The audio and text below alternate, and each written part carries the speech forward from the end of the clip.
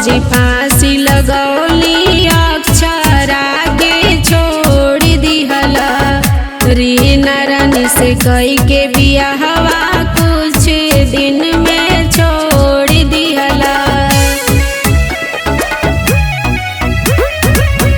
नीलम भौजी फांसी लगौली अक्षरा के छोड़ दिहला रीना रानी से शादी कई के कुछ दिन में छोड़ दिहला।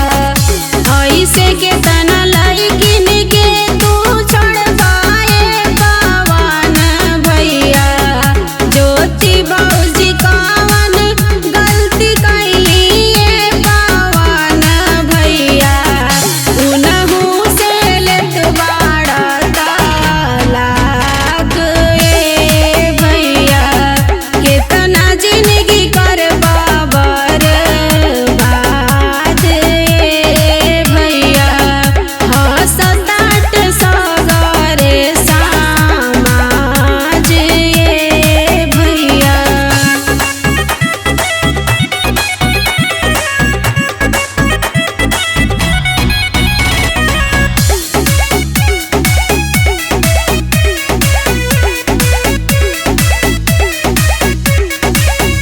पापा तोहर सोचते रहले पवन के एगो बेटा होइत अखिया कनवा देखी सुन के हृदय जुड़ाई जाइत।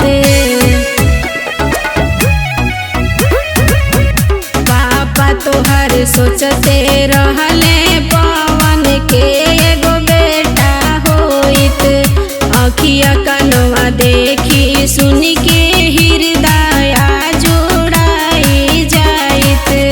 पापा के सपनवा तोहर माता जी देखे लिए भैया पापा के सपनवा तोहर माता जी देखे लिए भैया माई के सपना द पुराई भैया भौजी के ला तू अपनाई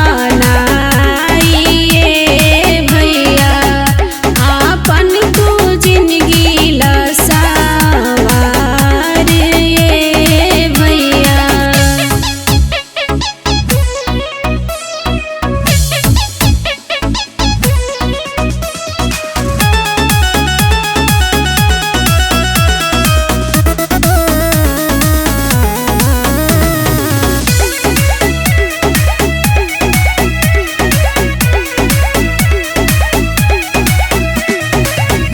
केतनो तू धन रुपया पैसा कमाइबे भैया मेहरी औरी बेटवा जैसा